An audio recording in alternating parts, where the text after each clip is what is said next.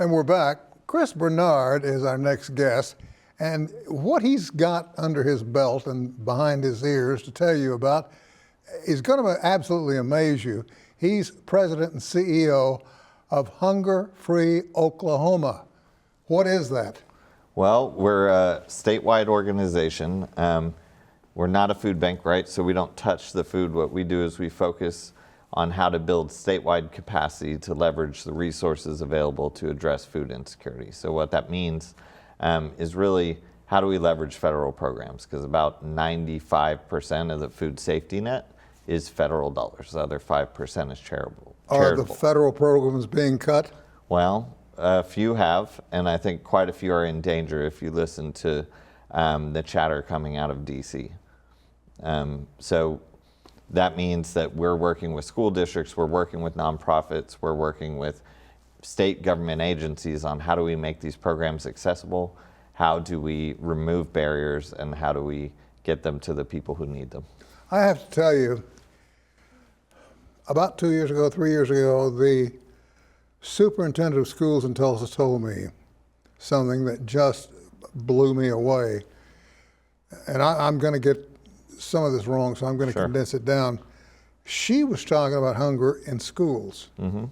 And she said, you would be amazed to know how many children come to school hungry, and the only meal they're going to get is what they get at school that day. You're well aware of that, though, aren't you? Absolutely. So it's 1 in 4 kids in our state is food insecure. And that doesn't mean every kid's going to bed hungry every night. Some are going to bed hungry at the end of the month when their family runs out of food. But it's absolutely true that the healthiest meal most kids get is the meal they're served at school. And for many, it's if their school serves breakfast and lunch, those might be the only full meals they get that day. What's the best way to combat this? I mean, it's the programs that we work on, to be frank. So the largest and most effective anti-hunger program is SNAP, which some people call food stamps. I was going to get into that with you because do you get into SNAP? So yeah, we run a hotline that helps people enroll in SNAP. We have built a network of over 400 nonprofit partners and school districts and others who can help assist people in enrolling in SNAP. We also run a program called Double Up Oklahoma that matches SNAP dollars dollar for dollar up $20 a day with the benefit that only pays for fresh produce. We actually are the recipient of one of the largest federal grants in history of that program, and really? Oklahoma has one of the largest nutrition incentive programs in the country. We're right now in 38 grocery stores and 31 farmers markets and still expanding. Well, while we're on it, how does Oklahoma compare in terms of hunger to other states? So we are consistently in the top 5 in terms of the worst stats. Is that right? So 1 in 6 households, 1 in 4 children, like I told you, about 1 in 7 seniors. And what we know is these programs work, right? So about 50% of SNAP households have kids in them, about 50% have disabled individuals. It's $1.5 billion coming out of just that program. So then we add school meals, we add summer meals and after school meals. We had this program that we're working on with the tribes called Summer EBT. And you're getting up into the over $2 billion that's stimulating our local economies and helping address food insecurity. So when we hear things coming out of DC about, well, we need to cut budgets, and so we need to get less people on SNAP, or we need to add X, Y, or Z requirement, or we want to see a state match for some of these programs, what we hear is more people will go hungry. There will be less resources to address it. And that doesn't just mean hunger. So you talked about kids in school. How do you think a hungry kid does in class, right? Learns nothing. Exactly, like my own kids as well, right? So we know statistically, food insecure kids are less likely to graduate high school.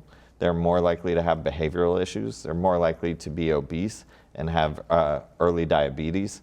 And all those things lead to bigger costs for us as taxpayers and as a society, right? So what we're seeing in the chatter and what's happened in a few places where they've cut a couple programs that we can talk about if you'd like, is in the name of short-term money saving, we're giving up long-term results that will cost us way more in the end.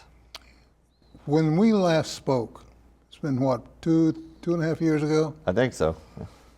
None of us had any idea that we'd see somebody in Washington I'm trying not to name names. I think folks can figure out who I'm talking about. Somebody in Washington that would come along with a broad axe and just start slaughtering programs without any regard whatsoever to whom it might hurt. We, being in the top 5 or 10% of the country, can tell them firsthand. We can show them firsthand, can't we? Oh, absolutely. And we have, and actually under the first Trump administration, we saw some of these programs either launch or saw great progress in some of these programs in our state. I think of this summer EBT program, which only became effective after the pandemic. That really came to be under the Trump administration. They piloted that program and now it's permanent. And unfortunately, our state's not running it, but we're working with 5 tribes to run it and serve almost half of the kids in the state that are eligible for free and reduced lunch. So over 200,000 kids. You're talking about over $20 million coming into our state to help kids in the summer get the food they need. And I think that's the part that's challenging right now is it's a cut first and figure out the problems later. So the Exactly. 2 programs who have been cut so far is local food purchasing for schools, food banks, and tribes, and then some commodities that food banks rely on. So what we know is demand on food banks and food pantries is up 28%. Their supply was only up about 7%.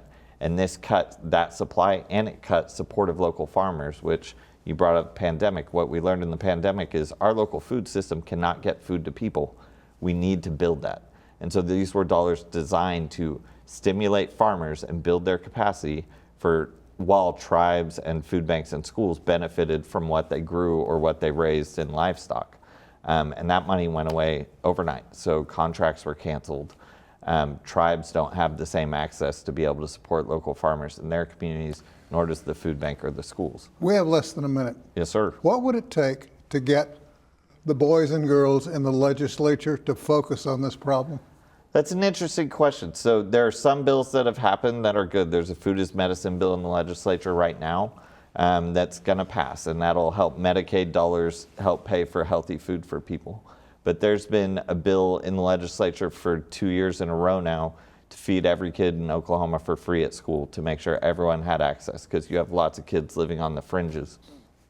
And it hasn't even gotten a hearing in the Senate because the committee won't hear the bill. Why? I think you'd have to ask the committee, but we know from public polling that there's huge support for it in our state. And it would go a long way in helping further the education dollars that we've spent. The money's there. We believe so. And it's about priorities, right? Budget is a moral document. So where are your morals? Chris.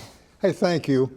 Appreciate you. And I appreciate more than that, more than having you in. I appreciate so much the work you're doing. Thank you very much. We'll get you back again, okay? I'd love that. Thank you, my friend. We're all out of time, but we're going to take a short break, come back with more right after this.